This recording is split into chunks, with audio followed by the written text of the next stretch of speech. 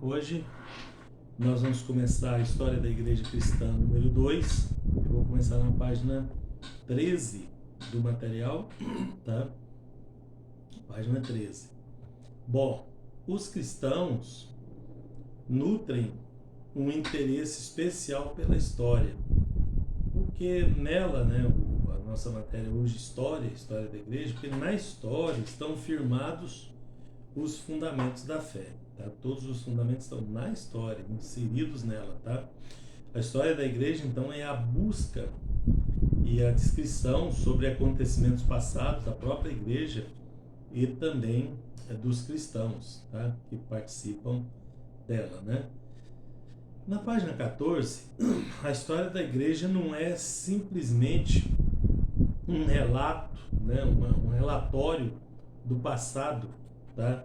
Ela vai além disso, porque nos proporciona observar mais de perto o que compunha a mente das pessoas, né, dos primeiros cristãos, e como eles foram se desenvolvendo aí no mundo, né, nas suas conquistas, suas derrotas, seus aprendizados, sua perseverança, né? Então é esse o nosso foco, objetivo aqui, tá? No que diz respeito aos períodos da história, né, da igreja cristã, cada uma delas tem, nós podemos destacar acontecimentos importantes que aconteceram nos períodos da história. Na outra lição, nós falamos já iniciamos nesses períodos, e hoje vamos dar continuação, tá?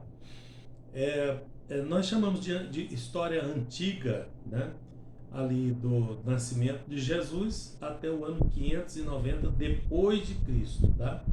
Do ano 5 AC, que seria o ano do nascimento dele, que é um erro no calendário. Você pode falar, mas tinha que ser do 0, do 1, no 1 da nossa era, né? Da era cristã. Não, mas a história começa no ano 5 antes de Cristo, que é a data atualizada, vamos dizer assim, do nascimento de Cristo, que houve esse erro no calendário. Então, do ano 5 a.C. até o ano 590 depois de Cristo, nós chamamos de história antiga, né? Os livros todos vão chamar de história antiga, e tudo isso tem a ver com o mundo, não só com a igreja, tá? Com o que acontece no mundo, tá? Bom, e desse período aí aconteceu o início, o avanço do cristianismo, né? Ele iniciou ali com Jesus e avançou até a morte do apóstolo João, né? A luta pela sobrevivência durante as perseguições, que foi do ano 100 até o ano 313. Por quê? Do ano 100 até o ano 313. Que do ano 100, então, mais ou menos focando na morte do último apóstolo, até a declaração de Constantino, imperador de Roma, que aceitou a igreja como a religião oficial do império. Tem mais coisas por trás disso, mas do último apóstolo até Constantino, que foi onde deu um alívio, aí, um certo alívio às perseguições imperiais contra a igreja. Bom, também houve a supremacia da igreja, quando a igreja teve, né, sua melhor fase do Constantino até o ano 590, tá? Por que até o ano 590? O ano 590 deu-se a ruptura de Roma, né, do Ocidente. Roma, o Império Romano no Ocidente, na cidade de Roma, na Itália, caiu no ano perto do ano 590. Já foi antes um pouco, né? Antes do ano 500. E com isso surgiu a Igreja Medieval. A gente considera mais ou menos a Idade Média da queda de Roma do Ocidente até a queda de Roma do Oriente, que é Bizâncio, que é Constantinopla no Oriente, tá? Que fica lá na Anatólia, né? Na Turquia hoje, tá? Então a sede de Roma ficou por 1000 anos somente nesse lado oriental. Então, da queda dela no Ocidente, tá? Nós estamos falando do Império Romano. A igreja continuou com sua sede em Roma, construiu sua sede em Roma, tudo lá. Mas o Império Romano ruiu, tá? Caiu no Ocidente, e aí esse período nós chamamos de Idade Média. Então, do nascimento de Cristo, fundação da igreja, talvez, até o fim da Idade Média, é o período que nós consideramos, nós chamamos de Idade Antiga, tá? Para basear os estudos, para você se situar nos livros aí, né? Nos materiais de apoio, né? Tem muito material de apoio aí, tá? E, bom, com isso, né? Com a queda de Roma, né? Do Oriente, tá? Que coincide mais ou menos com a época da Reforma, nós chamamos de Igreja Moderna, tá? Então ali teve o descobrimento do Brasil, né, em torno de 1500, descobrimento da imprensa, né? A imprensa foi descoberta ali, a Reforma foi ali, e antes disso um pouco a queda de Roma, tá? É pouca coisa, né? Então, né, nesse período aí, tá vendo que isso tem a ver com o mundo, não é só com a igreja em si. As coisas que acontecem no mundo costumam ter um impacto muito grande na igreja. Então, a reforma, o período da reforma e contra-reforma vai do ano 1517 até o ano 1648, que começa o racionalismo e reavivamentismo, tá? Houve coisas, né, grandes coisas aí, nós vamos falar sobre isso na Idade Moderna. Não foi só o avivamento da reforma, que a reforma foi um avivamento, né? Mas teve os movimentos contra a reforma, né? Vários movimentos contra a reforma, e nesses movimentos contra a reforma, né, é onde a igreja estava perdendo o gás espiritual, estava perdendo o pique, né, espiritual, e ela deu uma decaída boa do ano 1648, né, até bem, né, até próximo do reaviventismo que vivemos aí nos anos 1700, né, século XVIII. A igreja contemporânea começa em 1789, tá? E a igreja e a sociedade têm os seus desafios, né? A igreja contemporânea quer dizer a igreja do nosso tempo, tá? Ela começa com os grandes reavivamentos, tá? De 1790 para cá, tá? Então, daí para cá ela é chamada a igreja contemporânea. Daqui a pouco divide em outras, né, fases da história, mas o grande escopo da história é a história antiga, história moderna da igreja e história contemporânea. A história antiga nós vimos basicamente no primeiro livro, né? E nesse livro nós vamos basear mais ou menos na história moderna da igreja, tá? Bom, vamos começar com o declínio do papado, né? E a reforma interna, né? Além de declinar o Império Romano, declinou também o papado, tá? O papado romano caiu aí, tá? Por vários motivos, em várias fases. Isso não aconteceu no dia para a noite, isso foi um processo, né? Um processo longo, doloroso, terrível, né, que aconteceu, tá? Bom, vamos nos firmar agora no declínio. Eu estou na página 15, para quem está com material impresso, tem alguns que já tem, né? Após a grande era de ouro, né, vamos dizer assim, do poder e da influência do Papa, né, dos papas, tá? Iniciou-se um período grande de declínio. O papado aproveitou da sua autoridade que ele tinha para impor leis, para impor dogmas, tá? Doutrinas dogmáticas. Porém, após alguns séculos de glória, esse papado aí, né, depois dessa glória, desse poder, passou a se corromper, tá? E com tamanho poder e influência, e com isso, né, iniciou-se o declínio vergonhoso do poder papal e da supremacia da igreja romanista. A igreja era suprema, era poderosa, porque nós temos, eu costumo dizer isso para vocês, nós temos duas grandes forças, né, no mundo, que é o poder político e o poder religioso. Inclusive a gente vê isso no Apocalipse, né? A forma de governo do anticristo não vai contar só com o poder político, porque jamais ele conseguiria governar o mundo sem o apoio dos religiosos, tá? Porque é outra força muito considerável. Todo político que se preze sabe disso, né? Por isso que eles ficam aí namorando com a igreja e tal, né? Bom, então essas duas forças, tá? No mundo, às vezes elas se encontram, elas se degladiam, né? Elas acabam tendo problemas, né? Já falamos disso outras vezes. Nesse caso aqui, o poder político em Roma caiu e o poder religioso subiu soberanamente, né? E aí a igreja começou a ditar regras, a criar leis até, tá? A criar dogmas, né? Doutrinários que nada tinha a ver de religiosos, era mais humanistas mesmo e mais parecido com leis políticas, tá? Bom, equivocadamente aqui é uma fala do Carnes, tá? Do Carnes eu deixei um link do livro aí para vocês, né?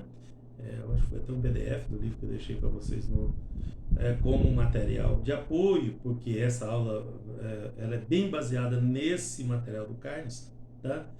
Olha o que ele diz: equivocadamente, muitas pessoas acham que a volta à Bíblia começou com Calvino e Lutero, né? Então, é porque fala-se muito de Lutero, da Reforma Luterana, né, do Calvinismo, né, que foram os dois principais, os líderes da Reforma.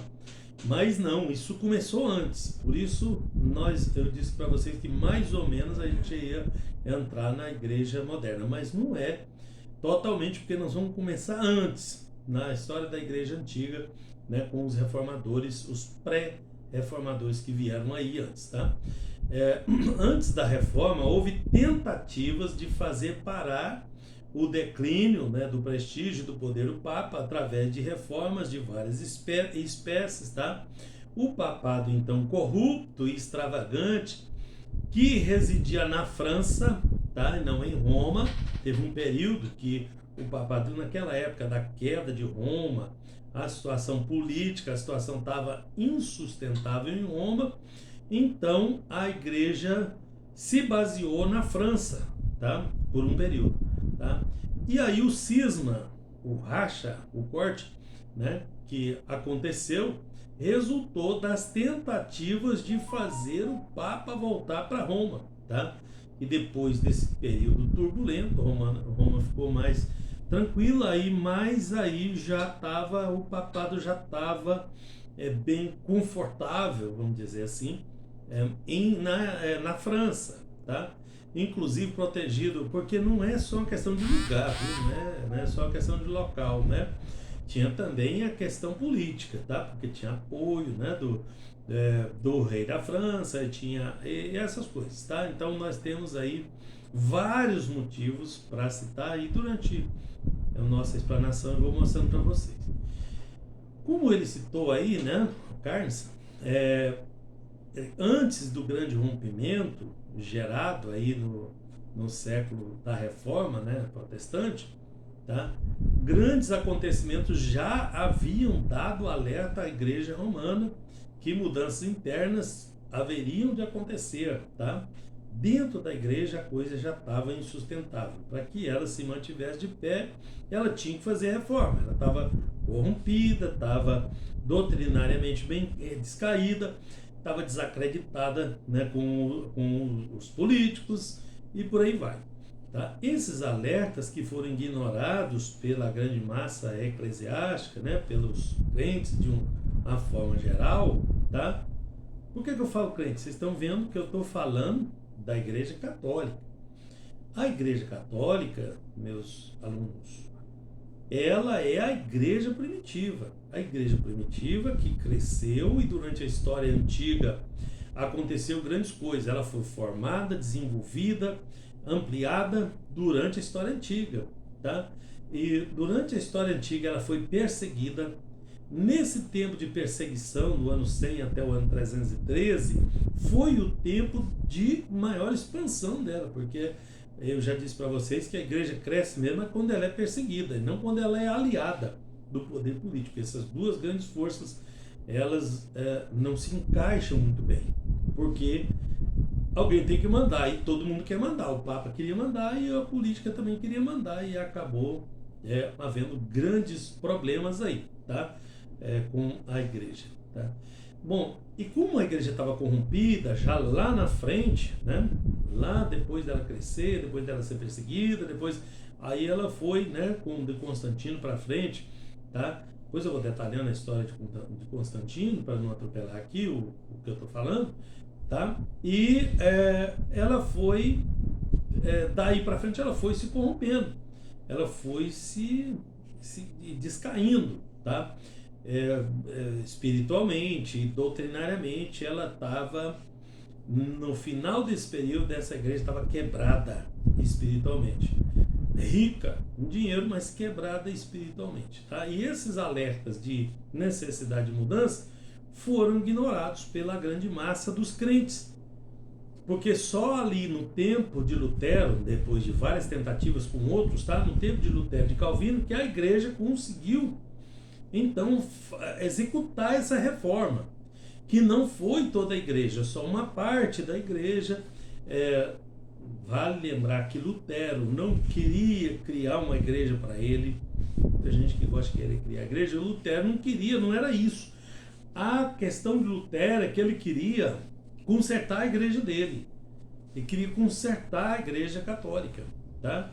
E ele fez tudo para isso, tá? Ele morreu católico, ele era monge, né? Lá na Alemanha, em Wittenberg, tá? Reitor ali de Wittenberg. Então, mas ele, na tentativa dele era consertar as falhas, os erros doutrinários que a igreja vinha cometendo, tá? Como não foi possível, acabou havendo cisma e ficou, depois de Lutero, né, os reformadores seguintes, ficou de um lado chamado de protestantes, porque protestavam contra os erros da igreja, tá? E a outra igreja ficou chamada Igreja Católica. Por quê? Porque católico quer dizer universal. Universal, católico é a mesma coisa, tá? A Igreja Universal, por que ele chamava de universal? Porque estava tendo aquele racha lá da França com Roma, de Constantinopla com Roma e tal, e todo mundo queria dizer que era eles que eram certo, que era eles que era a igreja do Senhor, a igreja universal, tá? Então todo mundo quer ser a igreja universal naquela época, tá? E foi aí nesse período que grandes líderes, tá? Grandes líderes religiosos gritavam por mudanças, já que a deterioração do papado, né, e da igreja estavam em níveis espiritualmente insustentáveis, religiosamente, vamos falar assim, né, porque se tornou barganha de poder, tá? Moeda de troca. A fé acabou se tornando moeda de troca, tá? Bom, daí então começa o grande cisma. Cisma é rachadura, tá? É o racha, é a divisão, tá? Um grande marco desse período, desse cisma, foi esse negócio do Papa em Roma e o Papa na França, 1378 até o ano 1417. Esse grande cisma papal é muito confundido, né, com o outro cisma do ano 1054, que dividiu a igreja oriental da ocidental. Isso aqui já estava dividido, a oriental da ocidental já estava dividido lá no ano 1000, tá? Lá no ano 1000 aconteceu aquele racha lá da igreja de Roma com a igreja de Constantinopla. Então, se vocês for pesquisar, por exemplo, nos meios seculares, no Google, nas ferramentas de pesquisa, vocês vão achar o grande cisma da igreja, a maioria até sabe disso. Não, qual que é o grande cisma? Quando a igreja do Oriente separou do Ocidente, tá? Isso foi um marco, né? A igreja do Ocidente já estava, o Império do Ocidente já estava decaído, e 500 anos depois a igreja consegue o racha aí, tá?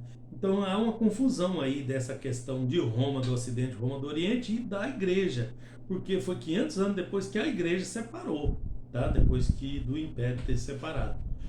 E depois, 300 anos adiante, no ano 1300, aqui é chamado do Grande Cisma Papal, que é outro racha. Tá? Então, teve um racha lá por motivo de poder e teve outro racha aqui por motivo mais doutrinário, nesse caso aqui. Então, o que eu estou me referindo agora é esse cisma de 1378 a 1417, século XV, tá?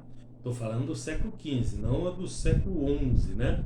Então, o grande cisma foi um momento onde a ordem eclesiástica, né, os líderes da igreja, entrou em uma crise profunda, tá? Pois o reconhecimento de um representante denominado vicário de Cristo, vicário, olha a palavra vicário aqui, ó. Essa palavra vicário, do latim, porque o Império Romano falava latim, por isso que é vicário, tá? E Cristo também é latim. Então, a mesma origem, a mesma palavra vigário, que no português é vigário, tá? Que era o representante de Cristo na Terra. Então, o Papa reivindicava a posição de representante máximo de Cristo na Terra, tá? Então, essa representação era disputada, tanto que já 300 anos antes disso aqui, já tinha tido um cisma por isso, tá? Cada Papa tinha o seu próprio colégio de cardeais, os seus apoiadores dentre os líderes da igreja.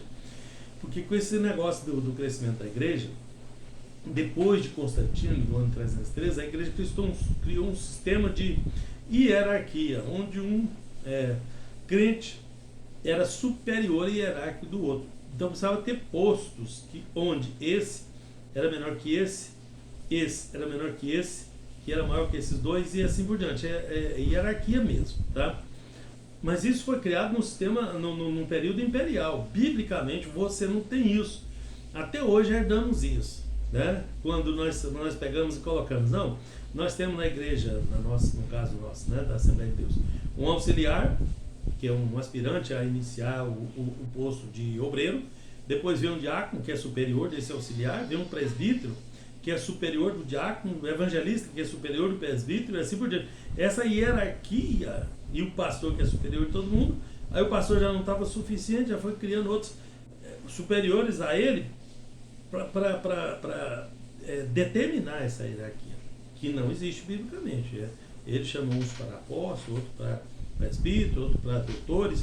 Todo mundo é a mesma coisa. Lá, eu desafio vocês a procurar um versículo bíblico que fala que não é uma coisa, tá? Que existe essa hierarquia. Essa hierarquia a igreja herdou daquela época medieval, de Roma, tá? Do Império Romano, onde a igreja disputava o poder. Então ela dava autoridade para certos obreiros para representar, para fazer aquele colégio eleitoral para um ou para outro. Então cada papa, aqui no caso nós tivemos, nesse ponto aqui nós tivemos 2 papas ao mesmo tempo, porque um tinha o seu colégio de cardeais e o outro tinha o seu colégio de cardeais também, os seus apoiadores, os seus líderes, né, na sua hierarquia, que tinha de direito a voto.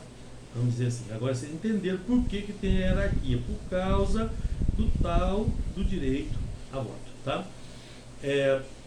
Então cada um deles alegava ser o verdadeiro representante de Jesus na Terra, o vicário de Cristo, né? Tinha o poder, né, de controlar a fechadura da porta do céu, né? Podia excomungar ou qualquer um que quisesse, ou podia abençoar qualquer um que quisesse, podia...